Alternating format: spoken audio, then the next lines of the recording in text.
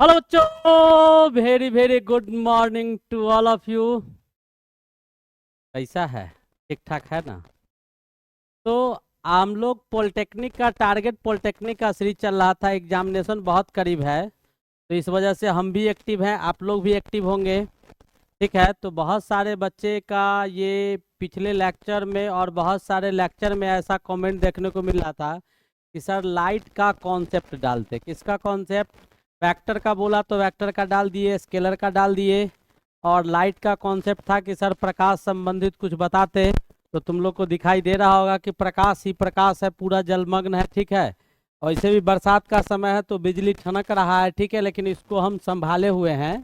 ठीक है, कैसे संभाले हुए हैं वो तुमको दिखाई दे रहा होगा। डायरेक्ट कनेक्शन किससे है? इंद्रदेव से है, और इस वजह से इसको जो है कंट्रोल करके रखा गया है कि वज्रपात न हो।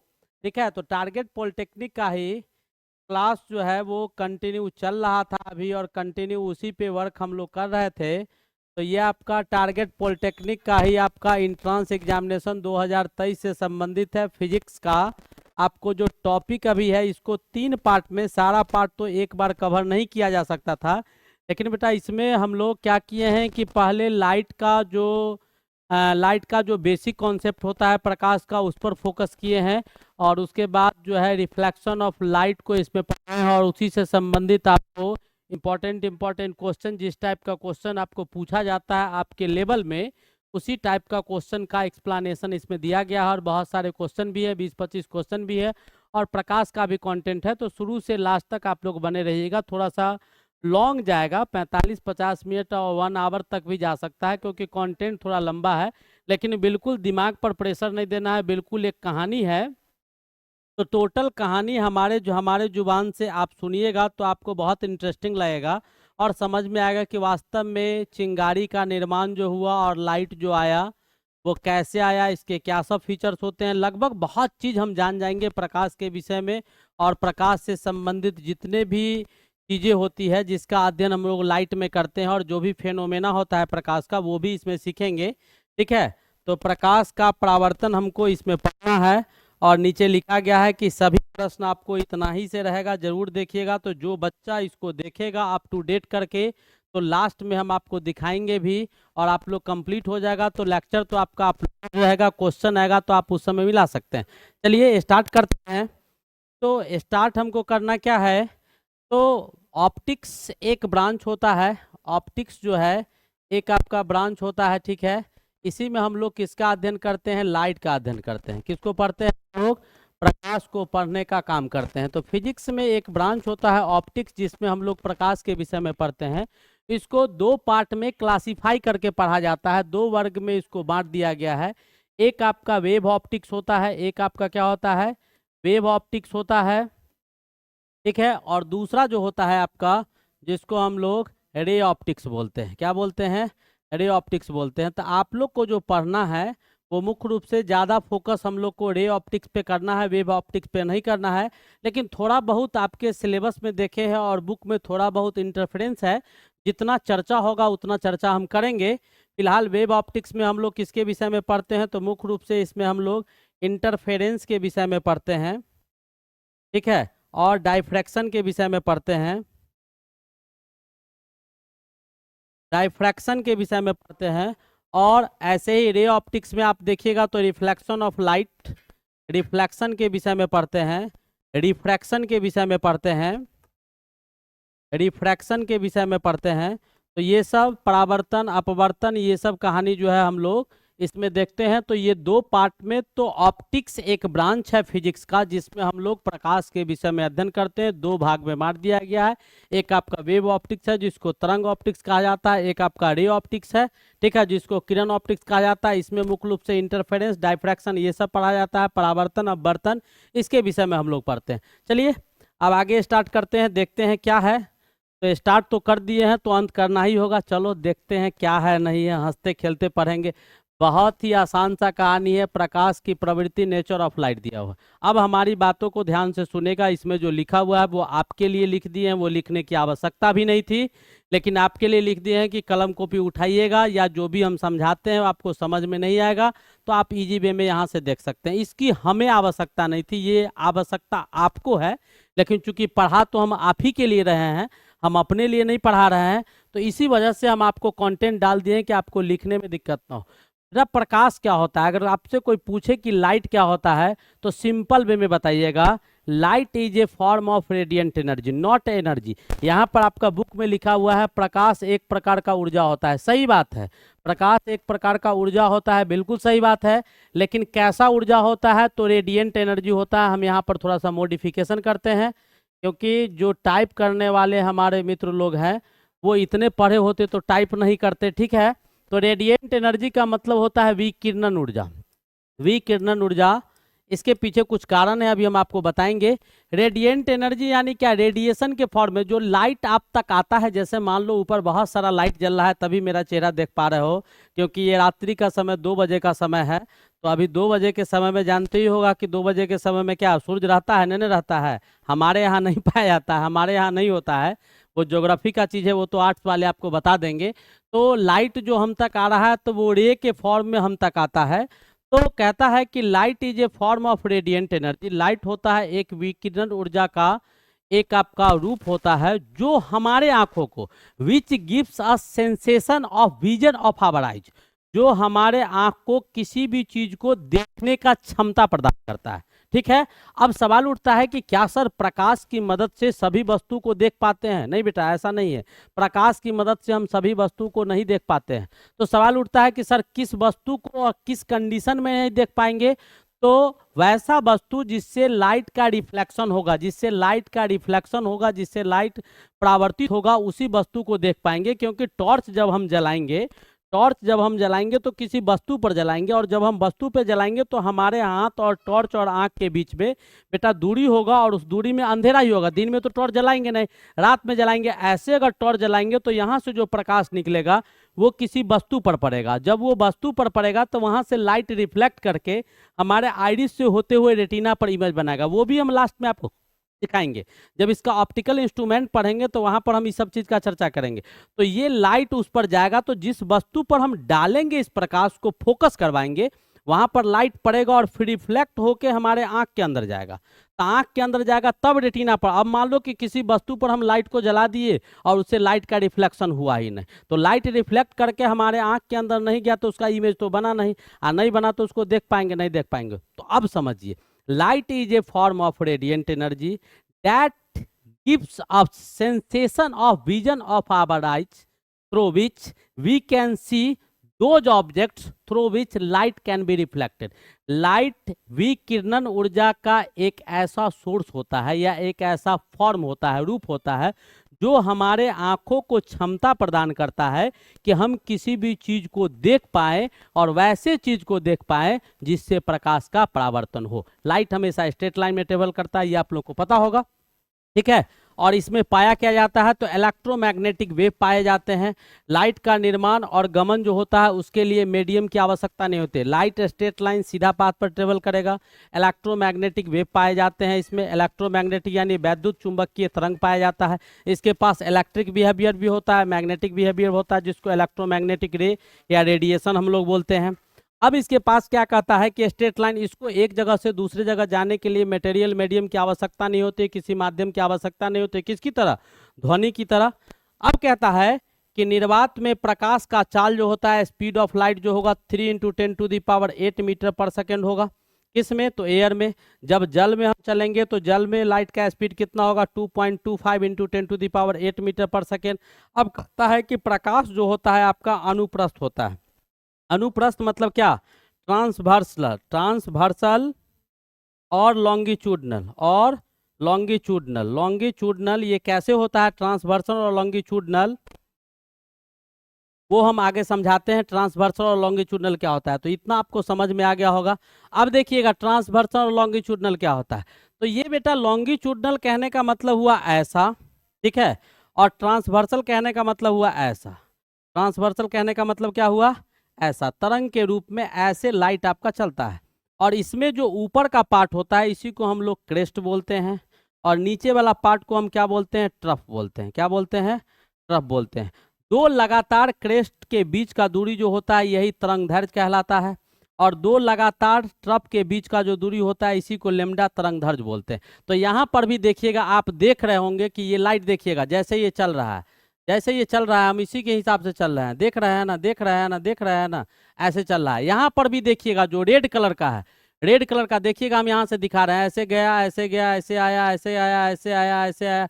जो रेड कलर का है हम रेड कलर पे चल रहे हैं बेटा, रेड कलर पे हम चल रहे हैं। और रेड कलर का कहानी आप देख रहिएगा, रेड कलर पे ही हमारा चला जा रहा है, ऐसे करके ऐसे करके। और इसको कहानी देखिएगा तो हमने आपको दिखाया है, दिखाई दे रहा है, दिखाई दे रहा है, दिखाई दे रहा है, दिखाई दे रहा है। तो दो तरीका, ट्रांसवर्सल कहने का मतलब कि ट्रांसवर्सल, लॉन्गिट्यूडनल कहने का मतलब देखिए, ट्रांसवर्सल कहने का मतलब ऐसे ऐसे ऐसे ऐसे ऐसे ऐसे, लॉन्गिट्यूडनल कहने का ट्रांसवर्सल तो है, सांप की तरह ऐर रहा है, लेकिन चल किस में रहा है, सांप सीधा चल रहा है, सीधा चल रहा है, सांप की तरह ऐर तो रहा है, सांप ऐसे ही चलता है, ठीक है, लेकिन सीधा। सांप तो इधर उधर भी कट जाता है, तो ये आपका ऐसे तो चलेगा, लेकिन चलेगा कैसे, बिल्कुल सीधा ऐसे स्टाइल। तो ये लॉन्गिट्यूडनल हो गया, और ऐसे ऐसे जो चल रहा है इसी को हम लोग ट्रांसवर्सल बोलते हैं। समझ में आ गया, आया। तो लाइट आपका अनुप्रस्थ होता है, यानी दो चीज, ट्रांसवर्सल नेचर भी पाया जाता है, लॉन्गिट्यूडनल नेचर पाया जाता है, दोनों लगभग कॉमन चीज होता है, ठीक है। चलिए नेक्स्ट पॉइंट देखिएगा। अब क्या कहता है, प्रदीप्त वस्तुएं, यानी कुछ ऐसे सब्सटेंस होते हैं जिससे लाइट का, जिसको इल्यूमिनेटेड बॉडीज बोलते हैं। इल्यूमिनेटेड बॉडीज यानी जिससे बेटा लाइट निकलता है, जैसे मान लो तुम्हारा इलेक्ट्रिक बल्ब हो गया, लालटेन हो गया, कैंडल हो गया, स्टार्स हो गए, सनलाइट हो गया, ठीक है, यानी सूरज हो गया, तुम्हारा मून हो गया, जितने भी बॉडीज है जिससे प्रकाश निकलता हो, अंधेरा में भी डाल दीजिएगा तो वो चमकते रहेगा। हमको अंधेरा में डाल देगा तो हम लाइट देंगे, नहीं ना देंगे, तो हम कैसा बॉडी हो गए, नॉन लुमिनियस बॉडी हो गए, अप्रदीप्त वस्तुएं हो गए। तो कहता है जो वस्तु स्वयं प्रकाश उत्पन्न करता हो प्रदीप्त वस्तुएं कहलाती है, उसी को इल्यूमिनेटेड बॉडी कहा जाता है। जैसे आपका सूरज हो गया, तारा हो गया, जलता हुआ कोई भी चीज ले लो, कोयला ले लो, मोमबत्ती ले लो, लालटेन ले लो, बल्ब ले लो, ये सब हो गया, अंधेरे में दिखाई देता हो उससे प्रदीप्त वस्तु। अंधेरे में जो नहीं, मेज हो गया, कुर्सी हो गया, टेबल हो गया, बोर्ड हो गया, बेंच हो गया, डेस्क हो गया, आदमी हो गया, जानवर हो गया, दीवार हो गया, बिल्डिंग हो गया, ये सारे चीज आपको अप्रदीप्त वस्तुएं होते हैं। प्रदीप्त वस्तुएं के प्रत्येक बिंदु से अनंत किरणें निकलती है, यानी जो वस्तु है, तो लाइट को अगर जलाते हैं, बल्ब को जलाते हैं तो वहां पर इनफाइनाइट नंबर ऑफ रेज निकलता है, लालटेन को जलाते हैं तो अनंत संख्या में वहां पर क्या निकलता है, किरण निकलता है। वैसे ही डिबिया को जलाइएगा, कैंडल को जलाइएगा, किसी भी चीज को जलाइएगा, कोयला को जलाइएगा या पेपर को जलाइएगा, तो वहां पर क्या होता है कि अनंत किरणें निकलती है, और ये किरण समुदाय को किरण पुंज यानी बीम ऑफ लाइट कहा जाता है, प्रकाश झुंड जिसको बोलते हैं, ठीक है। किरण पुंज उसी को कहा जाता है, किरणों का जो झुंड होता है उसी को किरण पुंज कहा जाता है, बहुत सारे रे जो आते हैं। अब कहता है इसको तीन भाग में बांट दिया गया है। तो एक बेटा आपका डाइवर्जेंट होता है, एक डाइवर्जेंट होता है। डाइवर्जेंट का मतलब हुआ किसी पॉइंट से चला और डाइवर्ज किया तो ऐसे करके फैलेगा, एक दूसरे से दूरी जाएगा तो उसके बीच का दूरी बढ़ता जाएगा। एक आपका कन्वर्जेंट होता है, एक क्या होता है, कन्वर्जेंट होता है, यानी ऐसे आएगा और कन्वर्ज करके किसी एक बिंदु पर क्या होगा, फैलते हुए आएगा, और कहाँ मिल जाएगा, किसी एक बिंदु पर मिल जाएगा। और तीसरा आपका समानांतर होता है। तीसरा आपका क्या होता है, समानांतर होता है, जो पैरेलल चलता है, एक दूसरे के क्या चलता है, पैरेलल, समानांतर चलता है। तो ये तीन आपका होता है। एक आपका अपसारी होता है, एक अभिसारी होता है। एक आपका डाइवर्जेंट को अपसारी बोलते हैं हम लोग, ठीक है, और ये आपका अभिसारी हो गया, और ये आपका क्या हो गया, पैरेलल हो गया। तो जो अपसारी होता है वो एक बिंदु से चलेगा और जैसे जैसे दूर भागेगा तो फैलेगा वो लाइट, ठीक है, और ये फैलता हुआ लाइट एक बिंदु पर मिलेगा, इसको अभिसारी बोलते हैं। और समानांतर किसको बोलते हैं, समानांतर उसको बोलेंगे जो एक दूसरे के पैरेलल होगा। तो ये किरणें तीन प्रकार की होती है, उम्मीद है समझ में आ गया होगा।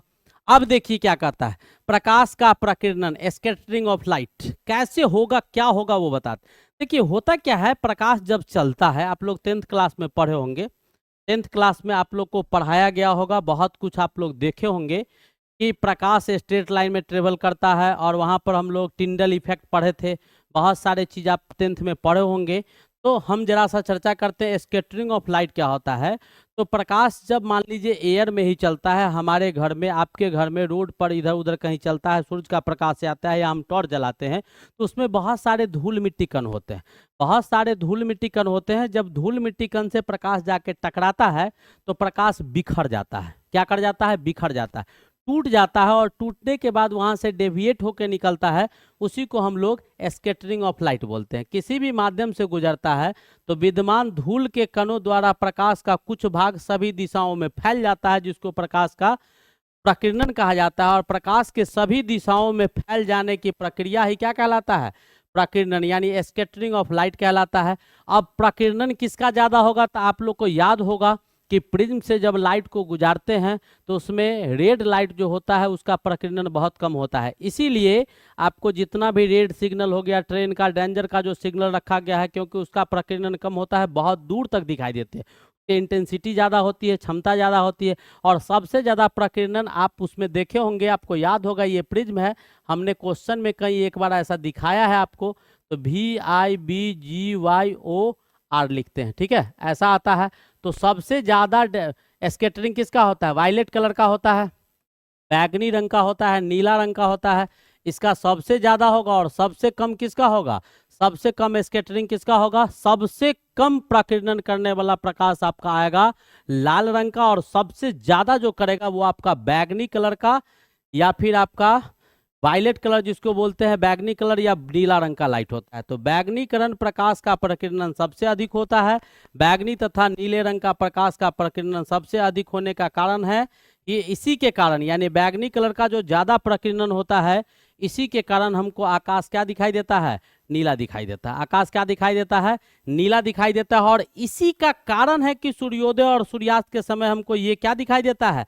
लाल दिखाई देता है। हम एक कारण और बताते हैं कि लाइट जब चलता है और जब छोटे कण से, छोटे पार्टिकल से लाइट जब टकराता है, तो टकराने के बाद जो लाइट का स्कैटरिंग होता है, लाइट जो वहां से प्रकीर्णित होता है और फैलता है, तो छोटे पार्टिकल से टकराने के बाद जो लाइट टूटकर वहां से बाहर निकलता है, जो लाइट रे वहां से टूटकर निकलता है, उसका वेवलेंथ क्या होता है?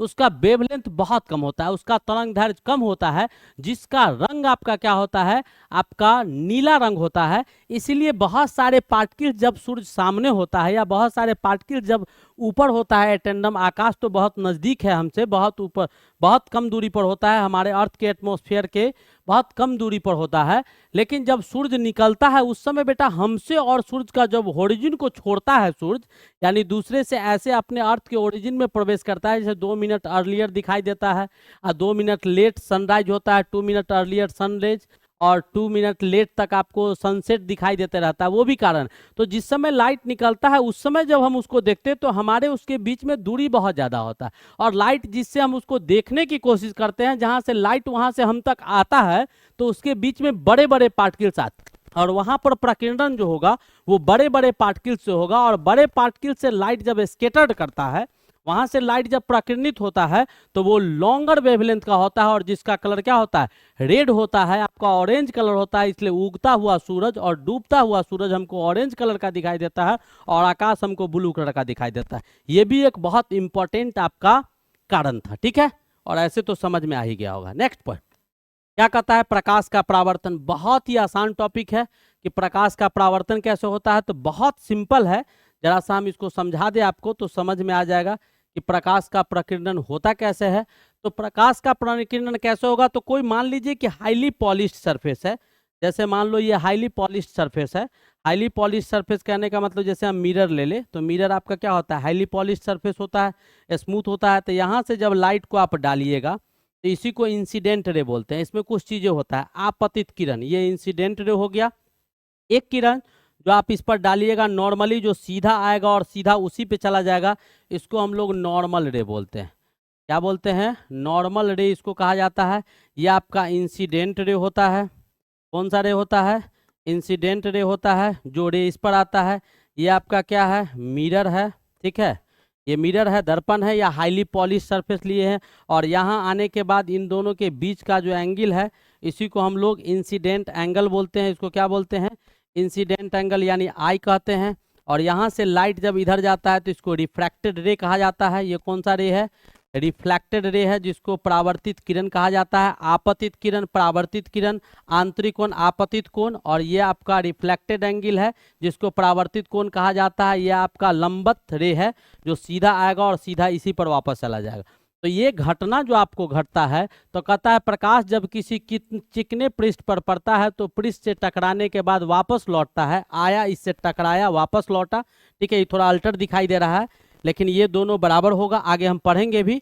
प्रकाश का परावर्तन कहलाते हैं, पृष्ठ पर निर्भर करता है। तो ये तो प्लेन सरफेस था, लेकिन अगर ऐसा सरफेस होगा तो यहाँ पर लाइट अगर आएगा यहाँ से टकराएगा तो यहाँ नॉर्मल खींचेंगे ये ऐसे चला जाएगा, यहाँ से लाइट यहाँ आएगा तो ये ऐसा चला जाएगा, यहाँ से लाइट यहाँ लाते हैं तो ये ऐसा चला जाएगा। तो ये उभर खाबर सरफेस अगर होगा, यहाँ से लाइट ऐसा आएगा तो यहाँ ऐसे चला जाएगा।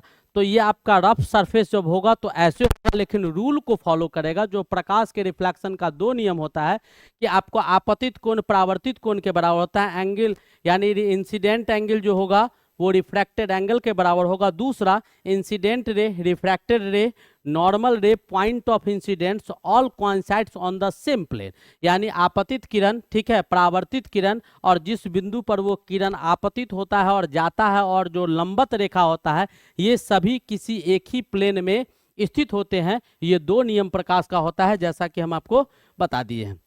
अब लॉज ऑफ रिफ्लेक्शन आपका दो चीज है, वहां डायग्राम हम आपको दिखाई दिए हैं। यह हाईली पॉलिश सरफेस है, ठीक है। इस पर अगर नॉर्मल खींचेगा तो ये नॉर्मल रे हो गया, ये आपको इंसिडेंट रे हो गया, ये आपको रिफ्रैक्टेड रे हो गया, ठीक है। Angle of incidence, angle of refraction, ये नॉर्मल रे, इससे आएगा इससे जाएगा, ये जाता हुआ किरण है।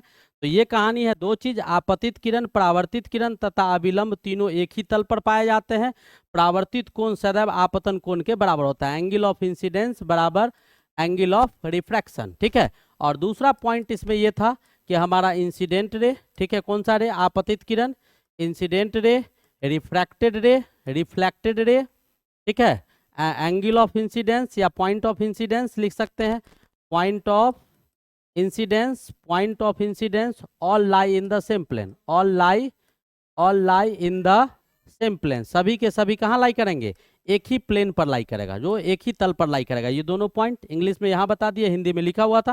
नेक्स्ट पॉइंट देखिएगा क्या कहता है, इमेज क्या होता है। इमेज जानने से पहले हम मिरर को जान लेते हैं। मिरर हमारा क्या होता है, तो एक हाईली पॉलिश सरफेस होता है जो ट्रांसपेरेंट होता है, आर पार दिखाई देता है, लेकिन जब पीछे सिल्वर का कोटिंग चढ़ा देते हैं तो वो पॉलिश सरफेस मिरर बन जाता है और वहां जाने के बाद कोई भी चीज को वो दिखाता है, ठीक है। और उसका इमेज आसानी से हमारा जो है ट्रांसपेरेंट होता है, सब चीज को कैच करता है और दिखाने का काम करता है। ऐसे तो आर पार दिखाई देगा, जैसे ही सिल्वर कवर चढ़ाते हैं तो मिरर बन जाता है। अब इमेज क्या होता है, तो इमेज आपका इमेज जो होता है तो कहता है जब प्रकाश की किरणें एक बिंदु से चलकर परावर्तन के पश्चात दूसरे बिंदु पर पहुंचकर मिलती है तो इस दूसरे, जैसे मान लो कि प्लेन इमेज, इससे बनाना है इमेज, हमको क्या बनाना है, इमेज। तो क्या होगा बेटा, ध्यान से देखिएगा।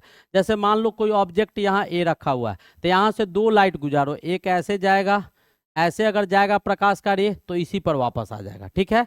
तो एक रे हम ऐसे लेते हैं, ऐसे जाएगा तो ये ऐसे वापस आएगा, और दूसरा जाएगा तो ये ऐसे वापस आएगा। ये आपस में कभी एक दूसरे को कट करेगा, नहीं कट करेगा। तो इसको जाता हुआ किरण हम ऐसे मिलाएंगे और इसको जाता हुआ ऐसे मिलाएंगे, और दोनों एक पॉइंट पर देखिएगा तो कट जाएगा। तो इसका इमेज कहाँ बना, ए डैश आपका यहाँ बन गया, यही इमेज कहलाता है, ठीक है। ये क्या कहलाता है, तो ए हम यहाँ खड़े हैं, ये आपका मिरर है, तो मेरा इमेज कहाँ बन रहा है, यहाँ पे बन रहा है। प्रतिबिंब दो प्रकार के होते हैं, जो प्रतिबिंब इमेज बनता है वो दो प्रकार का होता है, एक रियल इमेज होता है, एक आभासी इमेज होता है। रियल इमेज किसको, जैसे ये आपका आभासी इमेज हो गया, कहाँ, आईना के पीछे बन रहा है भाई, आईना के पीछे बन रहा है। तुम्हारे घर के पीछे घर हो, तुम्हारे घर के पीछे घर हो, दीवार में लगाए हुए है, आईना में चिपक के खड़ा हो जाएगा, सामने दीवार में चिपका हुआ, फिर भी वो इमेज दिखा देगा ना। तुम्हारे घर के पीछे किसी और का बिल्डिंग है, इधर से कोई आदमी आएगा तो वो भी दिखाई देगा, तो लगेगा पूरा खाली है पीछे। लेकिन पीछे जब जाके देखिएगा, आईना से हट के, खिड़की से झांक के, तो दूसरा कुछ दिखाई देता है। तो ये तो रियल में कट नहीं कर रहा है, रियल में ये कभी काटेगा नहीं, काटेगा एक दूसरे को, वास्तव में ये काटेगा, जैसे जैसे दूर जाएगा दूरी बढ़ते जाएगा। लेकिन हम यहाँ कटता हुआ दिखा है ना, तो इसको आभासी बोलते हैं, ठीक है। इसको क्या कहते हैं, आभासी, जिसको वर्चुअल इमेज कहा जाता है। रियल इमेज किसको बोलते हैं, जो इमेज स्क्रीन पर बनता है या एक्चुअली में जब ये दो लाइन यहाँ से आया और इधर कहीं कट करता, मान लो कि यहाँ से एक लाइन को लाया, ये ऐसे चला आता और इधर से ये ऐसे चला आता और यहाँ कट कर देता और ए डैश आपका यहाँ बन जाता, तो इसको रियल इमेज बोलते। यहाँ वर्चुअल में कल्पना कर रहे हैं कि इधर आ रहा है, कल्पना कर रहे हैं कि ये इधर से ऐसे ऐसे जाके यहाँ पर क्या करता होगा, मिलता होगा, तो काल्पनिक इमेज ही बनाएगा, वर्चुअल इमेज बनाएगा। तो जो वास्तव में, तो रियल इमेज आपका सिंपली समझिए, रियल इमेज वो इमेज होता है जो स्क्रीन पर बनता है, जैसे टीवी सीरियल ये सब में देखते हैं। आप जो हमको अपने मोबाइल में देख रहे हैं, ठीक है, आप जो अपने लैपटॉप में हमको देख रहे हैं, आप अपने टीवी में हमको देख रहे हैं, तो मेरा वो रियल इमेज है। जो मूवी देखने जाते हैं स्क्रीन पर बनता है, वो आपका रियल इमेज है। आप जो आईना के सामने खड़े होते हैं वो बेटा वर्चुअल इमेज होता है। कैसा होता है? Virtual image. तो जो इमेज स्क्रीन पर बनता हो उसको रियल बोलते हैं, जो इमेज स्क्रीन पर नहीं बनता हो उसको वर्चुअल बोलते हैं। या दो लाइन जो जाएगा और रिफ्लेक्टेड रे दो आपस में एक्चुअली में कटता हुआ दिखाएगा। ये आपको दिखाई नहीं दे रहा है, ये पीछे का कहानी, यहाँ तक हम पहुंच नहीं पाए हैं, ठीक है। लेकिन जब एक्चुअल में, वास्तव में दो रिफ्लेक्टेड रे एक दूसरे को काटता है तो वो रियल इमेज बनाता है, और वास्तव में नहीं काटता है एक दूसरे को दो रिफ्लेक्टेड रे, तो वो आपको वर्चुअल इमेज बनाता है। उम्मीद है समझ में आ गया होगा। नेक्स्ट आगे बढ़ते हैं। अब कहता है समतल दर्पण से बनने वाले प्रतिबिंब की संख्या, प्रतिबिंब की संख्या। समतल दर्पण से जो बनेगा, तो मिरर यदि दो दर्पण के बीच का कोण थीटा, क्या कहता है, दो दर्पण के बीच का कोण थीटा होगा, तो उसके बीच रखी गई वस्तु का संख्या प्रतिबिंब कितना बनेगा। यानी दो दर्पण है, जैसे मान लो कि ये एक आपका ये है इमेज, ये आपका दर्पण है, और दूसरा मान लेते हैं कि ये दर्पण है, ये दो दर्पण है। मान लो ये ए है दर्पण और ये बी है, और इसके बीच में कितना थीटा बन रहा है। इसके बीच में अगर किसी वस्तु ए को यहाँ, मान लो कोई वस्तु पी को यहाँ हम रख देते हैं, कोई ऑब्जेक्ट पी रख देते हैं, तो इसका जो इमेज बनेगा वो कितना इमेज बनेगा। वैसे तुम लोग को याद होगा, हम बताते हैं, तुम लोग को सैलून में जाता होगा बाल कटवाने के लिए, तो देखता होगा डिफरेंट सॉर्ट्स ऑफ इमेज बनता है आपका, मिरर में बहुत देखिएगा इमेज बनता है। वो एंगल का फर्क होता है। किसका फर्क होता है? जो मिरर बनाया जाता है ना, उसमें एंगल, कोण का फर्क होता है। तो कहता है कि दो दर्पण के बीच का, यानी दो दर्पण के बीच अगर थीटा कोण हो, तो आपका जो प्रतिबिंब का संख्या होगा, नंबर ऑफ जिसको एन माने हैं, वो क्या होता है, 360 बट्टा थीटा माइनस 1। ये तब आएगा जब 360 बट्टा थीटा का मान क्या संख्या होगा, सम संख्या होगा तब। जैसे मान लो 360 को क्या करो, 60 से डिवाइड कर दो, तो कितना आएगा, 6 36 6 आ गया। 6 सम संख्या है, तो इमेज कितना बनेगा, 6 माइनस 1 5 को बनेगा। लेकिन अगर इसी को किसी ऐसा जैसे 72 से डिवाइड कर दो, 72 से डिवाइड कीजिएगा तो 5 बार में कट जाएगा। कितना बार में? 5 बार में। तो विषम संख्या जब आएगा तब इसका इमेज का संख्या 360 बट्टा थीटा हो जाएगा। जब सम संख्या आएगा तो 360 बट्टा थीटा माइनस 1 हो जाएगा। ये भी समझ में आ गया होगा। नेक्स्ट पॉइंट क्या कहता है कि वास्तविक प्रतिबिंब वैसा प्रतिबिंब जो कहाँ बनता हो, वैसा प्रतिबिंब जो कहाँ बनता हो, स्क्रीन पर बनता हो। इसमें लिखा गया भी होगा, जब परावर्तन के बाद प्रकाश की किरण वास्तव में मिलती है, एक्चुअली मिलता हो, एक्चुअली जब मिलता हो, कट करता हो, तब या प्रतिबिंब वास्तविक कहलाता है। क्या कहलाता है? वास्तविक प्रतिबिंब कहलाता है। कब? तो इसका कुछ कंडीशन होगा कहलाने का। क्या कंडीशन होगा उसको देख लेते हैं। अब कहता है या पर्दे पर, स्क्रीन पर कहाँ बनता है इमेज, अगर स्क्रीन पर बनता है तब हम इसको लिख सकते हैं कि स्क्रीन पर अगर बनेगा तब वो इमेज रियल होगा, अन्यथा रियल नहीं होगा। रियल तो होगा, लेकिन जब कभी बनेगा तो उल्टा बनेगा। आईना के सामने खड़े होते हैं तो कैसा बनता है, दायां बायां दिखाई देता है, बायां दायां। ये कहानी हमारे आंख में भी होता है। हमारे आंख में जो इमेज बनता है वो भी उल्टा ही बनता है। रेटिना पर जो इमेज बनता है, तो हम जैसे आईना के सामने खड़े होते हैं बनता है, वैसे ही हमारे आंख के रेटिना पर भी बनता है। लेकिन ये दिमाग का कमाल है कि उसको सीधा करके दिखाता है कि आप क्या देख रहे हैं, ठीक है। तो कहता है ये सदैव उल्टा बनता है, ठीक है। आभासी प्रतिबिंब किसको कहा जाता है? वैसा प्रतिबिंब जो कहाँ बनता हो, पर्दा पर नहीं बनता हो, स्क्रीन पर नहीं बनता हो, और जिसके दो परावर्तित किरण जो होते हैं वो वास्तव में एक दूसरे को नहीं काटते हैं, वही आपको कैसा इमेज बनाता है, आभासी इमेज बनाने का काम करता है। यहाँ तक समझ में आ गया होगा। सदैव आभासी इमेज, ये भी क्या बनेगा, उल्टा का कहानी चलेगा ही। अब कहता है कि समतल दर्पण से संबंधित, समतल दर्पण से संबंधित आपको कुछ पॉइंट बताया गया है। क्या बताया गया है? समतल दर्पण से संबंधित आपको हम कुछ पॉइंट बता रहे हैं। वो पॉइंट आपका क्या कहता है सो देखिएगा। अब कहता है कि समतल दर्पण से संबंधित आपको कुछ पॉइंट हम इंडिकेट करके दे रहे हैं, उस पॉइंट को आप समझिएगा तो आपको समझ में आएगा कि क्या बताया गया। अब क्या कहता है कि जो आपका इमेज है, इमेज उसका कहानी कहता है किसी व्यक्ति को अपना पूरा प्रतिबिंब देखने के लिए दर्पण की लंबाई दर्पण की ऊंचाई से आधी होनी चाहिए। यानी कहने का मतलब कि कोई आदमी 10 फीट लंबा है तो उसको अपना पूरा प्रतिबिंब आईना में देखना है पैर से लेके सर तक, तो कम से कम मिरर का जो हाइट होना चाहिए वो कितना होना चाहिए, आदमी के हाइट से आधा होना चाहिए। आदमी का जो ऊंचाई उससे कितना होना चाहिए, आधा होना चाहिए। दूसरा पॉइंट क्या कहता है, प्रतिबिंब का आकार वस्तु के आकार के बराबर होता है। यानी जो रियल इमेज आपको, यानी क्या कहता है, प्लेन मिरर से हम अगर 5 फुट के हैं, मान लो हमारा हाइट 5 फुट 7 इंच है, तो हम आईना के सामने खड़े होंगे तो हमारा इमेज भी 5 फुट 7 इंच का होगा। ठीक है, छोटा बड़ा नहीं हो सकता है। दूसरा चीज, तीसरा कहता है समतल दर्पण की फोकस दूरी अनंत क्षमता से शून्य तक। यानी जो आपका प्लेन मिरर होगा उसका फोकल लेंथ इन्फिनिटी तक हो सकता है, 0 से लेके कहाँ तक, इन्फिनिटी तक हो सकता है। किसका, प्लेन मिरर का, याद रखिएगा, ये भी इंपॉर्टेंट पॉइंट था।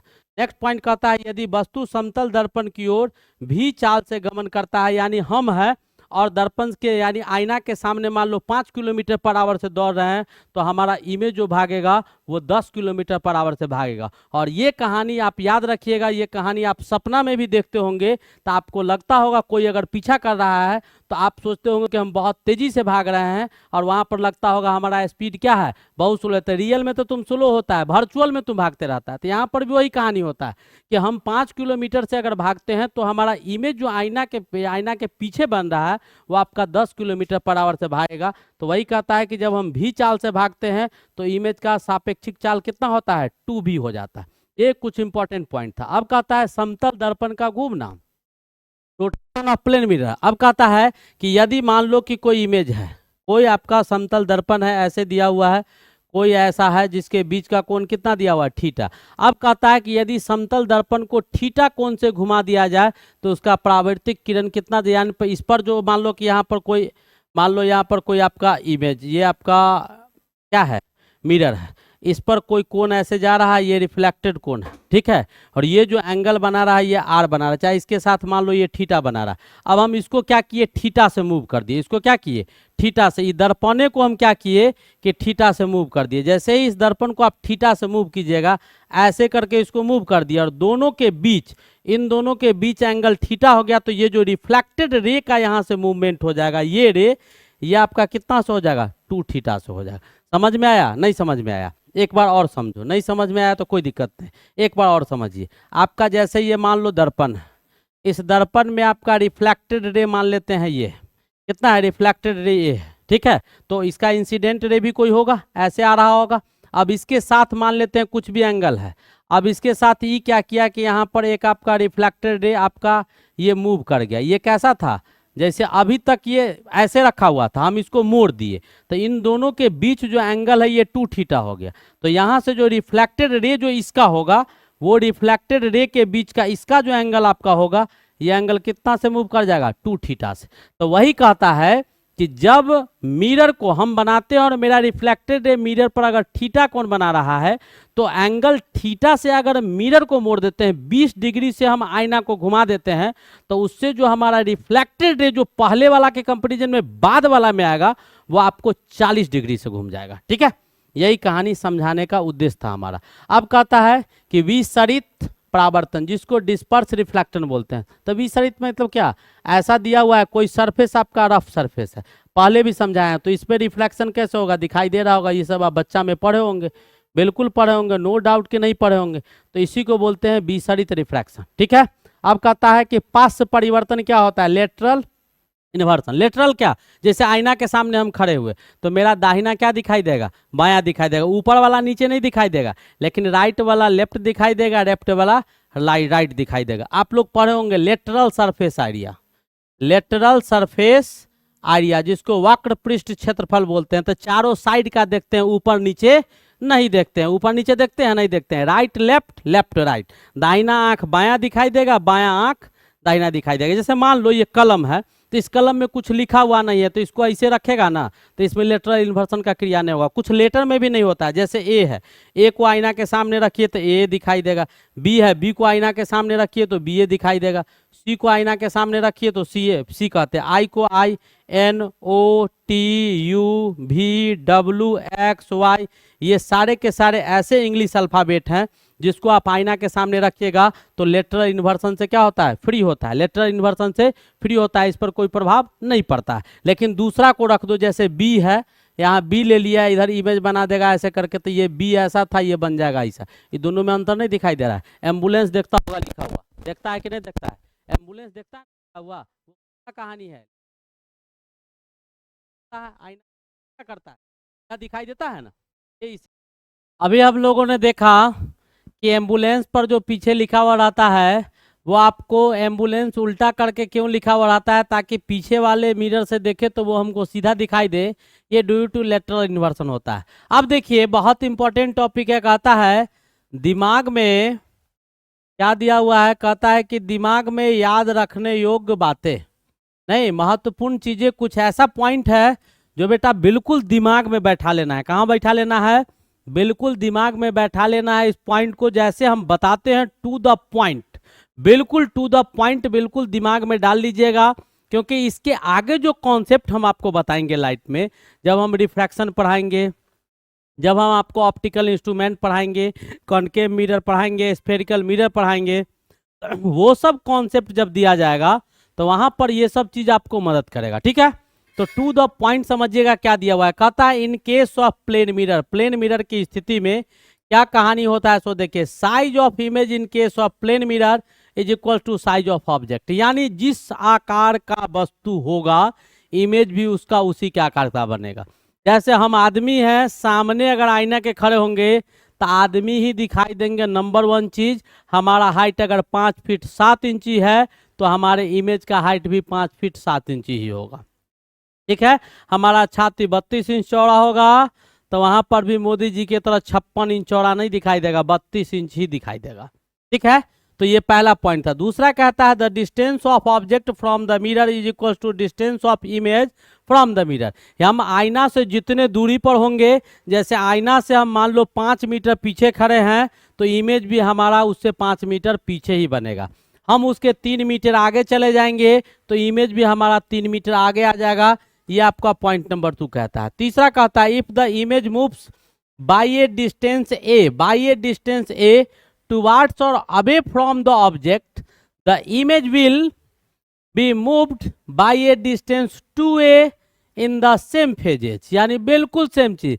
अब कहता है कि हम आईना के सामने खड़े हैं, आईना के सामने खड़े हैं और मान लो कि आईना से हम 5 मीटर दूरी पर खड़े हैं, अगर हम 2 मीटर पीछे और घसक जाएंगे तो हमारा इमेज 4 मीटर से भाग जाएगा। कितना मीटर से भाग जाएगा, 4 मीटर से भाग जाएगा, सेम ही फेज में बनेगा। तो वही कहता है कि इफ द मिरर, ये मिरर को मूव करवाएंगे, हम नहीं मूव करेंगे। If the mirror moves by a distance a, यानी आईना है, जैसे हम यहाँ खड़े हैं, हमारे 10 सेंटीमीटर दूर पर आईना है, आईना को हम 2 सेंटीमीटर और पीछे घसका देंगे तो इमेज हमारा 4 सेंटीमीटर पीछे हो जाएगा। कितना हो जाएगा, 4 सेंटीमीटर पीछे हो गया। ये पॉइंट नंबर 3 कहता है। नेक्स्ट पॉइंट कहता है if the object is displaced by a distance a towards. अब ऑब्जेक्ट को करना है, उस समय आईना को कर रहे थे, हम खड़े थे बिल्कुल सेम पोजीशन पर, आईना हमसे 5 मीटर दूरी पर था और आईना को ही आगे पीछे कर रहे थे। तो आईना को अगर 2 मीटर आगे घसका रहे थे तो इमेज में 4 मीटर का परिवर्तन हो रहा था, आईना 2 मीटर पीछे जा रहा तो इमेज में 4 मीटर का परिवर्तन। अब हम जब घसकेंगे यानी आईना फिक्स होगा। If object is displaced by a distance a towards, यानी उसके ओर या उससे दूर, from the mirror, then its image will be displaced by a distance a towards, यानी आईना मिरर को जब आगे पीछे करते हैं तो इमेज दुगुना आगे पीछे हो जाता है। लेकिन मिरर को अगर फिक्स कर देते हैं, दर्पण को फिक्स कर देते हैं, आईना को फिक्स कर देते हैं, हम अगर उसके आगे पीछे होते हैं, हम अगर उसके आगे पीछे होते हैं, 5 मीटर दूरी पर खड़े हैं, 2 मीटर पीछे हम घसक जाएंगे तो हमारा इमेज भी 2 ही मीटर पीछे जाएगा। ये पॉइंट नंबर 4 था। पॉइंट नंबर 5 दिमाग में याद रखिएगा, ये दिमाग में फ्लॉपी जाना चाहिए तभी आगे समझ में आएगा। If a person moves with a velocity v towards or away from the mirror, then its image appears to move with a velocity 2v, यहाँ भी और यहाँ 2v। कहता है कि हम आईना के सामने खड़े हैं सपोज कीजिए, और हम आईना के आगे ऐसे करके मान लो 5 मीटर पर सेकंड से दौड़ रहे हैं, तो हमारा इमेज कितना से दौड़ेगा, 10 मीटर पर सेकंड से दौड़ेगा, वेलोसिटी दुगुना हो जाएगा। आईना से मान लो 5 मीटर पर सेकंड से हम पीछे दौड़ रहे हैं, तो इमेज हमारा क्या होगा, 10 मीटर पर सेकंड से दौड़ेगा। ये पॉइंट नंबर आपका 5 था। नेक्स्ट पॉइंट देखिएगा, क्या कहता है कि when two mirrors are kept facing each other, दो मिरर है, जैसे मान लो एक मिरर हम ये ले लेते हैं, ठीक है, एक दूसरे के फेसिंग पर रखा गया है, ऐसे करके दो मिरर, ठीक है, ये इसका फेस, ये इसका फेस, दोनों का फेस, का इधर रिफ्लेक्टिंग फेस है, इसका भी। अब कहता है कि दोनों के बीच का एंगल बेटा थीटा हो, इसके बीच का एंगल थीटा हो, तो ऑब्जेक्ट जो इसके बीच में मान लो कोई ऑब्जेक्ट ए को हम प्लेस करेंगे, तो इसका कितना नंबर ऑफ इमेज बनेगा। याद करो सैलून में तुम लोग जाता होगा, एंगल का डिस्पर्सन होता है, ऐसे करके खड़ा होता है तो अनगिनत इमेज दिखाई देता होगा। वो किसके कारण होता है, तो प्लेन मिरर का जो पोजीशन होता है उसके एंगल के पोजीशन के कारण ऐसा होता है। तो कहता है कि नंबर ऑफ इमेज, प्रतिबिंब का जो संख्या होगा वो एन आपका 360 अपॉन थीटा -1 के बराबर होगा। कब, जब 360 अपॉन थीटा आपका इवन संख्या होगा। कौन सा संख्या होगा, इवन संख्या होगा, and theta object lies in symmetrically lie करेगा तब। और नंबर ऑफ इमेज आपका एन जो होगा 360 अपॉन थीटा होगा। कब, जब 360 अपॉन थीटा का जो मान होगा वो आपका ऑड होगा, if the object lies asymmetrical lie करेगा तब, असममित रूप में होगा तब, सममित में होगा तब। अब कहता है, तो इमेज का कहानी समझ में आ गया कि दो दर्पण को जब थीटा एंगल से आमने सामने रख दिया जाता है तो उसमें जो इमेज बनता है, तो 360 अपॉन थीटा का मान अगर आपका सम संख्या आ जाता है तो इमेज 360 अपॉन थीटा -1 बनता है। अब विषम संख्या अगर आ जाता है तो 360 बटा थीटा इमेज बनता है, ठीक है।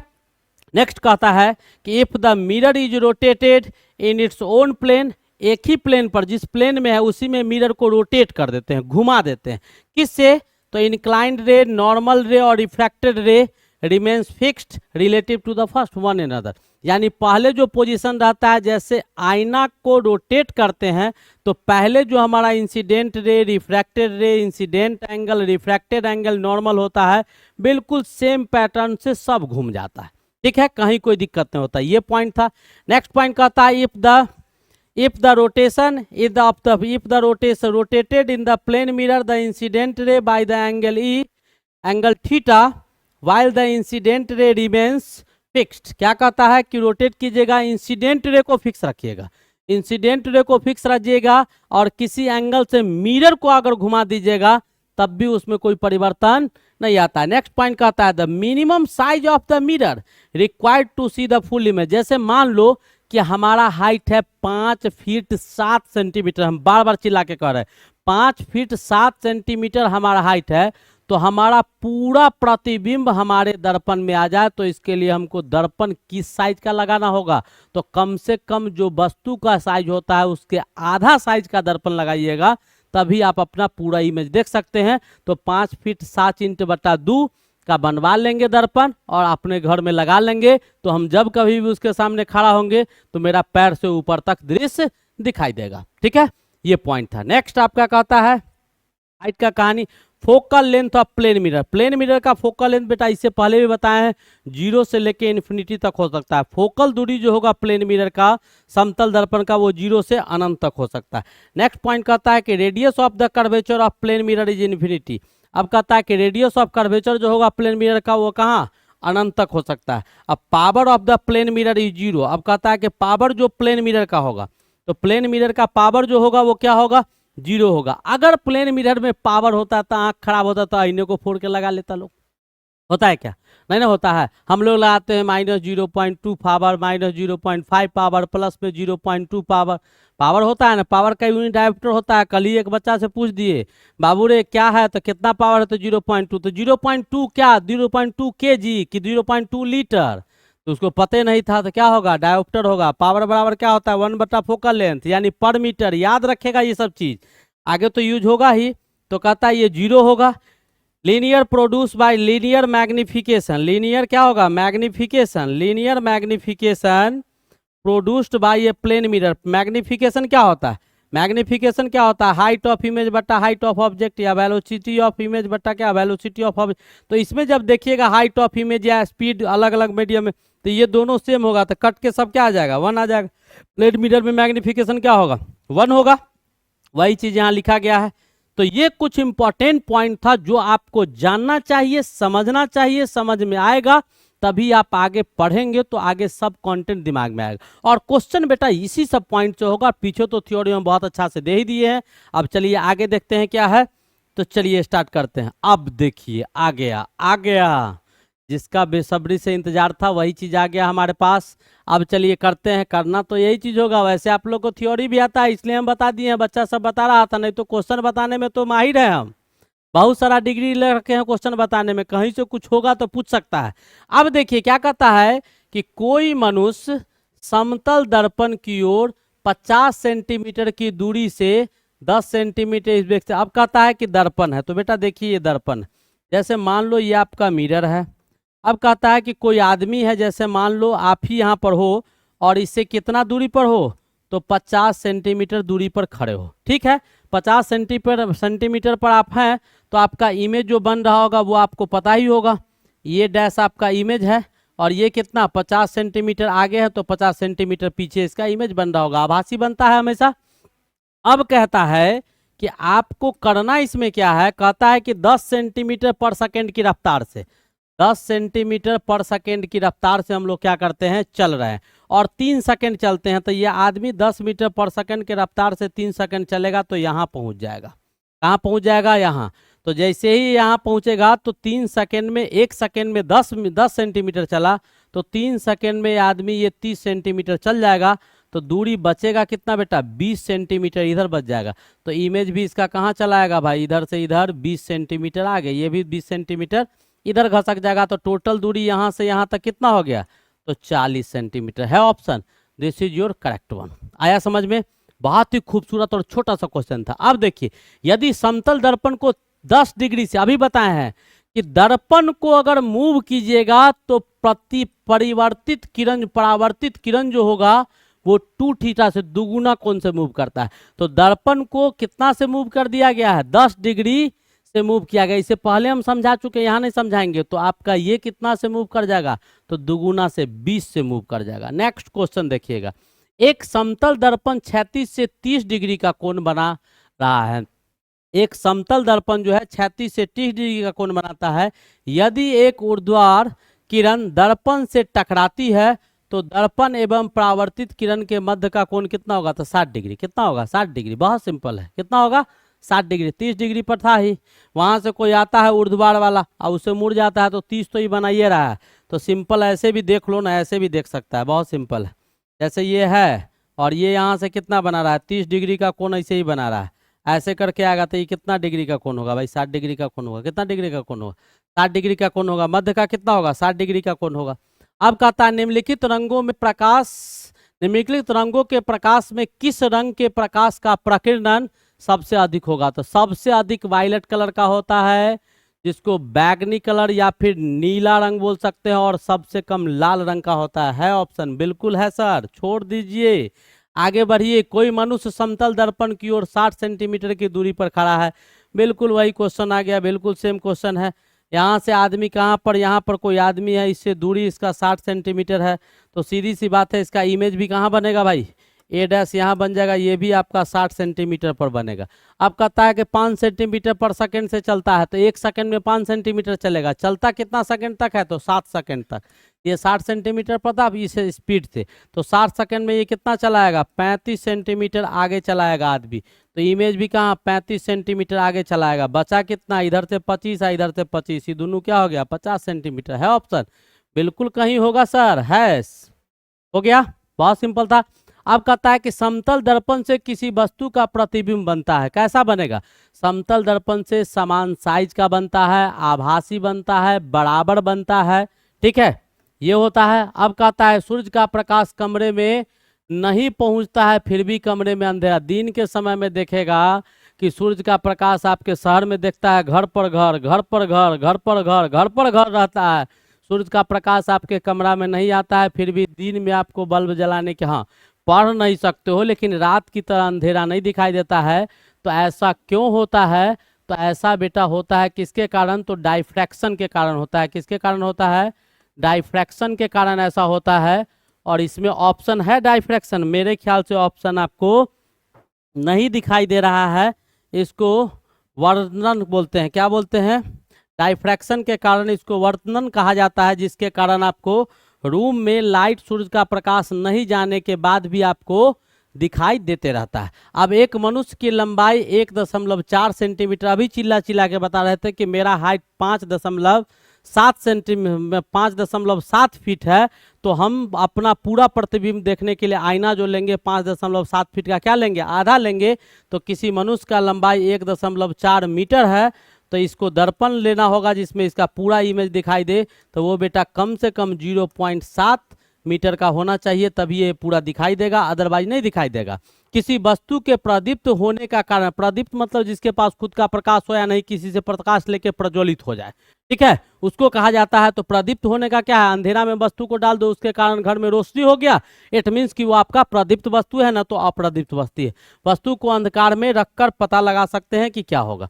निम्नलिखित में से किस अक्षर का समतल दर्पण द्वारा पार्श्व परिवर्तन नहीं होता है? एम का अभी बताए हैं। ए का नहीं होगा, आई का नहीं होगा, एन का नहीं होगा, ओ का नहीं होगा, यू का नहीं होगा, उसके बाद आपका एम का नहीं होगा, एक्स का नहीं होगा, वाई का नहीं होगा, और भी बहुत सारे लेटर हैं जो आपको बताए हैं, इन सब का नहीं होता है। जैसे डालिएगा वैसे ही, जैसे मार्कर है इस पर कुछ लिखा हुआ नहीं, ऐसे डालेंगे तो इसका भी नहीं होगा। लिख देंगे ए बी सी तो उधर दिखाई देगा बी ए सी दिखाई देगा, उल्टा हो जाएगा तो लेटर इन्वर्सन होगा। वही चीज पूछ रहा था, तो कौन सा ऑप्शन होगा? D is the correct option. M कहता है कांच पारदर्शी है परंतु कांच का चूरा अपारदर्शी होता है। क्यों होता है यार? आईना तुम्हारा पारदर्शी है, आर पार दिखाई देता है, लेकिन उस वही आईना को आप फोड़ दीजिएगा, तोड़ दीजिएगा आईना को, तो उसका जो छोटा छोटा चूड़ा आएगा, चूड़ा नहीं होगा, भूरा लिखा हुआ है इसको, तो चूड़े का जो होगा, चूड़े पर प्रकाश, चूड़े पर पड़ने वाले प्रकाश का प्रकीर्णन हो जाता है। क्या हो जाता है?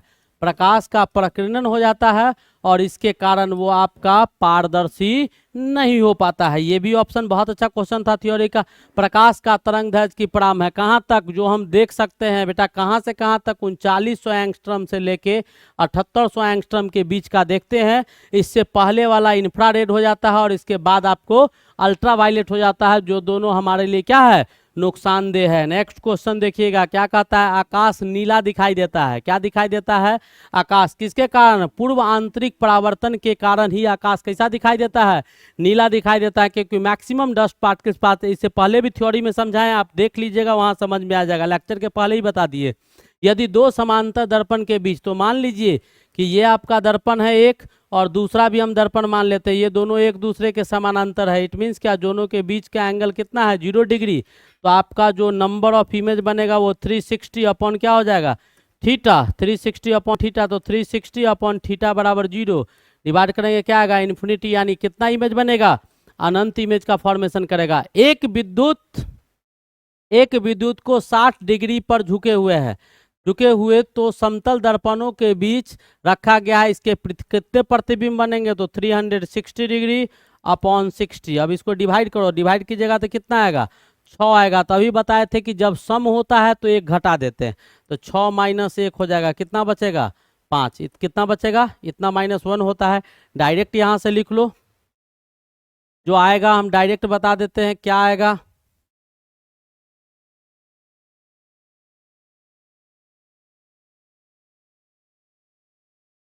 डायरेक्ट इसका फॉर्मूला क्या होगा? 360 -1 किस लिए होगा?